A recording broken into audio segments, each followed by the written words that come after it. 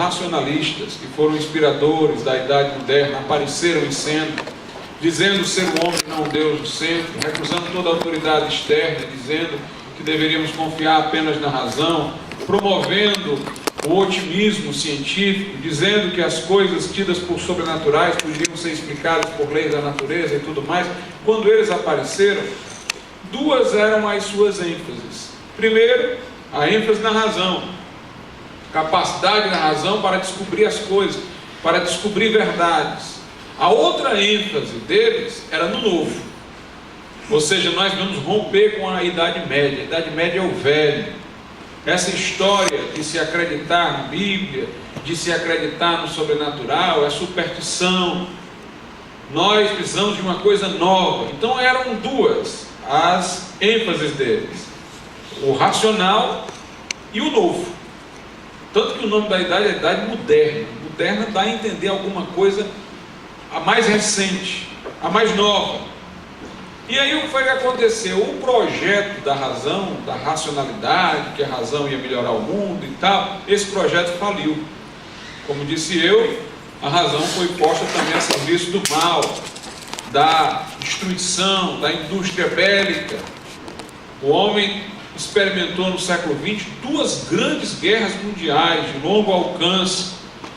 Descobriu-se que o poder de fogo dos Estados Unidos na Guerra Fria, da União Soviética, era capaz de destruir o planeta várias vezes. E dentro dessa situação não havia mais tanta razão para crer nos méritos da ciência, na racionalidade como sendo algo que estava a serviço do bem. Eles descobriram que a razão estuda os meios para se conseguir algo, mas ela não define os fins. O homem sabe inventar a tecnologia, mas ele não sabe para quê. Corrupto, ele faz uso ruim dessa tecnologia que inventa. Ele é corruptível, o que é uma confirmação da verdade bíblica. O poder corrompe, o poder absoluto corrompe absolutamente, e a tecnologia, a ciência, dá muitos poderes ao homem. E este homem não é bom, como se presumia, apenas corrompido pelo meio. Ele é corrupto de maneira radical e intrínseca, porque é um ser caído, é o que nós acreditamos. E aí o homem era pôr a sua racionalidade a serviço de uma causa desgraçada. Então a descrença na razão apareceu, o projeto da razão faliu. Mas a outra ênfase qual era da modernidade? O novo. Nós precisamos de uma coisa nova. Em relação ao novo, não acabou essa ênfase, mas essa ênfase ficou, digamos assim, turbinada. Como eles tiraram a ênfase na racionalidade, eles exageraram na outra ênfase, que é a do novo. Então o homem de agora é um homem que quer sempre a coisa mais nova. Ele nunca dura muito tempo com a mesma coisa, ele tem uma obsessão pelo novo. O novo é bom não porque é verdadeiro, mas ele é bom porque é novo. Ele ficou com uma obsessão do novo. Na verdade, a pós-modernidade é a falência da crença na razão, nos poderes da ciência, numa visão progressista da história com a evolução tecnológica. É uma descrença nesse projeto e é um exagero do outro projeto, do novo. Na realidade, quando eles falavam no novo, no primeiro momento, o novo era o racional. Depois de estabelecido o mundo dentro do paradigma da razão, não haveria mais nada novo em seguida. Mas aí, como eles não realizaram a razão, então essa ênfase no novo virou uma obsessão. E aí a pessoa quer toda hora uma coisa mais nova e mais nova e mais nova, sempre mais novo. Isso inclusive cria o que C.S. Lewis, autor das Crônicas de Nárnia, chamou de snobismo cronológico. Nós sempre achamos que o mais novo é o melhor, sempre olhamos para o passado com desdém. Nunca achamos que temos lições a aprender com o passado. Muitas coisas ditas no passado de grande valor, não só na teologia, na filosofia, na prudência de homens sensatos que viveram antes de nós, foi colocado no ostracismo.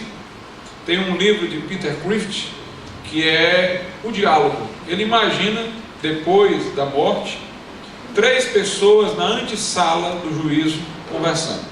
Seriam C.S. Lewis, autor das Crônicas de Nárnia, o Kennedy e Aldous Huxley, porque os 3 morreram no mesmo dia. É por isso que ele forja todo esse diálogo. Eu não lembro exatamente com quem C.S. Lewis está dialogando, mas aí ele faz alusão a um argumento, e o outro diz assim: não, mas esse argumento é da Idade Média. Aí ele diz assim: olha, abramos um parênteses na nossa conversa, eu quero lhe perguntar agora outra coisa. Se eu lhe fizesse uma afirmação para você me dizer se ela era falsa ou verdadeira, e você me dissesse que são 3 horas da tarde, o que é que eu deveria pensar? Aí o homem disse que eu iria pensar que isso era uma loucura. Você deveria pensar que era uma loucura, porque você estaria me fazendo uma afirmação, aguardando contestação ou aprovação, eu estaria dizendo as horas. Ele disse: foi o que você acabou de fazer. Eu fiz uma afirmação e você me disse: isso é da Idade Média. Eu conheço o calendário, eu quero saber se você é capaz de mostrar que isso aqui realmente não merece consideração. Então, tudo que é dito por alguém do passado, a geração de hoje, não, isso é coisa do passado. E ficou essa obsessão pelo novo. A filosofia, então, está altamente prejudicada, porque no passado o bom filósofo era aquele que bebia das antigas fontes. Hoje um filósofo não pode mais olhar para trás, ele tem que olhar para frente. Pode haver muita coisa boa no passado, mas se ele voltar, ele é visto como retrógrado. Ele tem que pensar do que está aqui para diante. Porque realmente surgiu essa obsessão pelo novo. Essa obsessão pelo novo é que gerou também a sociedade do consumo que nós vivemos hoje. As pessoas querem sempre consumir a coisa mais nova. Antigamente você só abandonava uma coisa quando ela quebrava. Hoje você abandona uma coisa ainda funcionando, porque tem uma outra mais nova. As pessoas estão com o seu celular lá funcionando: não, mas eu não vou ficar com esse celular não, eu vou comprar aqui o mais novo. É um celular bom, bem novinho, não, mas tem um mais novo. A televisão não, mas tem uma mais nova. Tem uma diferente, né? As pessoas vivem sonhando com o que é mais novo, que muitas vezes nem é para elas útil, porque elas têm alguma coisa já funcionando. As coitadas das crianças, então, é que papai, compre um celular melhor para mim, está todo mundo zombando que o meu celular aqui já está ultrapassado, né? Quer dizer, até entre as crianças há o bullying por conta de não ter o mais novo, né? A criança se envergonha de não estar acompanhando isso, aquela pressão, aquela obsessão pelo novo. E logo essa sociedade se torna cada vez mais apegada ao efêmero, ao fútil, ao pueril, cada vez mais distante das preocupações eternas. A sociedade pós-moderna é uma sociedade do efêmero, do espetáculo, do simulacro, do que é só aparente. É uma sociedade que vive de coisas sempre novas, sempre enjoando do que tem e querendo uma coisa mais nova. É um consumo desenfreado. Se não houvesse mais a produção de nada novo, muita gente ia entrar em depressão, porque ele realiza a sua felicidade comprando, tendo o mais novo, né? Interessante que os que estão no topo dessa sociedade de consumo, manipulando as coisas, eles fazem o seguinte: eles lançam um produto mais novo, bem caro, porque aí o que tem mais poder aquisitivo quer comprar para se diferenciar do outro que não pode. Se torna uma marca de status: eu vou comprar, é caro, mas eu vou comprar. Aí compra. Aí quando eles têm um produto mais novo, eles fazem esse que a pessoa acabou de comprar de modo bem caro, fazem esse produto ficar bem baratinho. Aí o pessoal de baixo compra, e agora tem um produto mais caro ainda para você comprar e se diferenciar. Tem um sociólogo chamado Pierre Bourdieu, que escreveu um livro A Distinção. Ele mostra isso, como as pessoas, pelo desejo de se distinguir, quando tem poder aquisitivo alto, elas querem comprar o mais novo. Na verdade, muitas vezes não porque ele seja útil, mas para ficar diferente, dizer: eu tenho aquela coisa que é mais nova.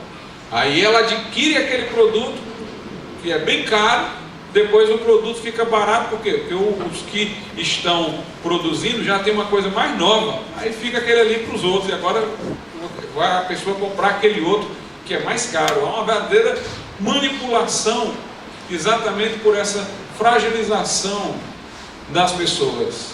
Eu acho que se todo mundo fosse como eu, essa sociedade ia ter um grande prejuízo, porque eu só deixo um celular quando ele quebra. Eu só abandono uma televisão quando ela não funcionar mais. E nós devemos, de certa maneira, ser assim, meus irmãos. Os protestantes, historicamente, eles foram conhecidos como prósperos porque eles eram trabalhadores e produziam muito. E eles interditavam o gasto supérfluo por uma disciplina de não esbanjar. E aí eles progrediam. É assim que Max Weber explica da maneira lá dele como os países protestantes cresceram. Eles entendiam muito de produção e pouco de consumo. Ou seja, eles eram trabalhadores e por isso produziam. Eles eram trabalhadores porque entendiam que os talentos e as oportunidades que tínhamos eram dadas por Deus, que era nosso dever atualizar todas as nossas potencialidades, era nosso dever aproveitar todas as oportunidades, porque Jesus disse: meu Pai trabalha até agora e eu trabalho também. O cristão deveria ser como Jesus, homem de dores, experimentado nos trabalhos. Deveria, como diz o apóstolo Paulo, não furtar, mas trabalhar e fazer com as mãos o que é bom. Então, os crentes, eles eram trabalhadores, entendiam que havia valor na sua vocação. Lutero disse que não havia distinção entre padres e leigos, entre pastores e membros da igreja, aos olhos de Deus. Todos eram iguais, todos eram igualmente sacerdotes. Porque se você está fazendo aquilo para o que Deus lhe chamou, não importa se é consertar um sapato ou pregar num púlpito, se você crê que aquilo é a vontade de Deus para a sua vida, você serve tanto a Deus consertando o sapato, quanto a alguém que está pregando. Então a pessoa sentia o valor do seu trabalho. Mas eles eram extremamente disciplinados em relação aos gastos, não esbanjavam, entendiam que Deus reprovava o gasto desnecessário do dinheiro, que eles eram mordomos de Cristo em relação aos seus bens, e Deus abençoava, e eles prosperavam.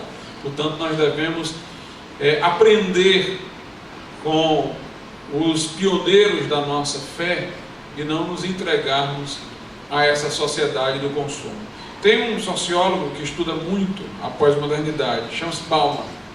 Ele diz assim: nós tivemos a seguinte evolução, eu diria involução das coisas. Primeiro, houve um tempo em que as pessoas, buscando sentido para as suas vidas, de onde elas vieram e para onde elas iriam, elas apelavam para o transcendente, elas apelavam para a revelação de Deus, se baseavam, por exemplo, na Bíblia Sagrada. Elas achavam que o ser humano era pequeno demais para ter respostas sobre as origens e sobre o destino. Então ele teria que se basear em alguma forma de revelação, teria que ter uma revelação transcendente para que sua vida tivesse sentido. Depois ele diz: o homem deixou de crer no transcendente, de acreditar no transcendente, numa revelação, mas ele ainda queria saber de onde veio e para onde vai. E aí ele não tinha mais a revelação para ver a longa distância, as origens, nem para ver a longa distância o final de tudo, o desfecho escatológico. Aí ele passou a ter uma visão míope, ele passou a ver a sua origem da seguinte maneira: eu venho da família tal, e eu tenho que perpetuar o nome da minha família. Aí ele buscava um sentido dentro da conjuntura familiar. Muita gente aqui deve lembrar, quando era criança, do orgulho que as pessoas tinham da sua família. Ah, eu sou dessa família aqui, meu filho honra a sua família, honra o nome do seu pai, do seu avô, quem foi e tal. E as pessoas procuravam, pelo menos, buscar algum sentido de realização em suas vidas, se colocando dentro dessa pequena origem, que não é a origem mesmo dela, de onde ela veio, como criatura, como ser a imagem e semelhança de Deus, mas era essa origem familiar que ela procurava perpetuar. Mas as famílias depois se esfacelaram, né? Esse orgulho familiar, essa valorização da família acabou na sociedade. Veio o divórcio, veio ausência de pais em casa na criação dos seus filhos, famílias que sucessivamente se alternam. E aí, com essa fragilização familiar, Bauman diz: o homem agora busca sentido em quê? Ele diz: em coisas efêmeras, no consumo. Ele se realiza consumindo, né? Nós dizíamos antigamente que as pessoas assim gordas, que comem muito, era algum tipo de depressão, a vontade de responder, de ter sentido comendo. Pois então o consumista também é assim. Nós vivemos numa sociedade doente, meus irmãos. Ele diz até assim: alguns são consumistas para se realizar, e outros inventam uma outra obsessão. Tem gente que a obsessão é emagrecer. A pessoa vive fazendo exercício, atrás da dieta melhor, então ele já está bem magrinho, mas não para, não acredita nunca que está magro, né? Sempre tem que estar fazendo. Então o ser humano passou a ficar realizado nessas coisas efêmeras. Note que nós estamos a um passo do plano instintivo, do animal irracional. Quer dizer, todos esses acontecimentos que levam à pós-modernidade não promoveram o ser humano. Estão reduzindo o ser humano ao plano de um bicho, né? De um animal, tirando dele um projeto mais elevado, uma visão mais elevada de si, do mundo, da sua realização, da sua felicidade. Hoje há realmente uma crise de sentido e uma obsessão pelo novo. Essa obsessão pelo novo chegou dentro das igrejas. As igrejas que defendem a teologia da prosperidade de maneira exagerada, pode observar, toda semana tem uma campanha diferente. Uma coisa que eu noto nas igrejas que, né, promovem essa teologia da prosperidade e tal, e vivem disso aí e tal, e dá dinheiro, e ser abençoado e tal, e só tem esse discurso. Eu noto que, por um lado, eles só pregam a mesma coisa, que eu ouço e digo: como é que a pessoa aguenta todo dia ouvir aquilo ali? É sempre a mesma coisa. É sempre a mesma coisa, mas com um teatralismo diferente. Uma semana você vai tocar numa rosa e vai ser abençoado. Na outra semana você vai passar por dentro de um pano. Na outra semana você vai fazer não sei o que mais lá. Toda semana tem que ter uma versão diferente de como você vai ser abençoado. Por quê? Porque o povo quer o novo. O povo quer a novidade. E note como é que é vista a realização. É a prosperidade. Você ter, você conseguir, é você poder consumir, né? Se fosse assim: você vai ser abençoado para abençoar outros, aí estaria certo, né? Você deve buscar de Deus saúde para poder evangelizar, pregar o evangelho saudável. Mas na verdade não é assim. É saúde para aproveitar essa vida presente. É dinheiro para esbanjar no consumo. Então, além de ter essa obsessão pelo novo, também por essas versões semanais de como você vai conseguir ser abençoado, ainda tem essa ideia de realização pelo consumo. Deus fica em segundo plano. Deus é aquele que me ajuda a consumir, né? Eu não me realizo em Deus, eu me realizo naquilo que Deus dá. A mensagem bíblica ensina-nos que não é assim. Ensina-nos que Deus é a finalidade última. Está lá na Confissão de Westminster, né? Que o homem foi criado para glorificar a Deus e fruir dele para todo sempre. Agostinho, nas Confissões, diz assim: as coisas nós devemos usar, mas fruir só de Deus. As coisas são usadas, Deus é que é amado. Tem uma parte das confissões que Agostinho diz até assim: Senhor, ele está falando com Deus, né? As confissões não são para nós, são para Deus. Ele fala de um amigo que ele tinha na incredulidade. Ele disse: Senhor, eu amava muito aquele meu amigo, e quando ele se foi, arrancou uma parte de mim. Aí ele conta que ficou deprimido e tudo. Aí ele diz: se eu te conhecesse naquele tempo, porque eu não o teria amado em si mesmo, eu o teria amado em ti. E quando eles tivessem ido, eu teria caído nos teus braços. Se eu o tivesse amado como um presente que tu tinha me dado, ao ter ele se ido, eu tinha aquele que me deu o presente. Aí ele diz assim: tua palavra diz que eu devo te amar de todo o meu coração, alma, força e entendimento. Ele diz: e ao meu próximo como a mim mesmo. Como é que eu vou amar o meu próximo, Senhor, Se tu diz que eu tenho que te amar de todo o coração, alma, força e entendimento, o que é que sobrou para esse próximo? Ele diz, é porque o meu amor ao próximo não é outro amor senão o amor que tenho a ti. Eu amo o próximo em ti, ainda é o meu amor por ti. Então se ele se for, eu continuo sólido, porque aquele a quem eu amo não passa, é eterno. Tudo que alguém amar nesta vida vai passar, mas Deus vai permanecer. Se alguém amar em Deus, aí este amor não é um desperdício. Mas se alguém amar as coisas em si mesmas, ele vai ser arrancado quando elas se forem. Ele vai ter um pedaço de si arrancado quando elas se forem. Interessante que C.S. Lewis, no seu livro Os Quatro Amores, ele pergunta: será que no céu um marido vai, digamos assim, se lembrar da esposa, não no sentido da sexualidade, que lá seremos como os anjos, ninguém casa, ninguém dá em casamento, não, o que ele quer dizer é o seguinte: o amor que dividiram aqui no presente tempo, será que esse amor tem alguma repercussão no céu? Será que isso aqui tudo se perde no tempo presente? Aí C.S. Lewis diz: todo o amor que foi em Deus, ele vai se tornar eterno. Se você ama a sua esposa, esse amor que você tem com ela está engolfado na espiritualidade, né? Se esse amor ele está disciplinado pelo ágape, pelo amor a Deus, então ele vai de alguma maneira ter uma projeção na eternidade. Agora, se é uma afeição puramente humana, sem nenhuma referência a Deus, então não vai ter nenhuma repercussão eterna. Então nós devemos amar a Deus, é em Deus que nós nos realizamos. Jesus diz: quem tem sede, vem a mim e beba.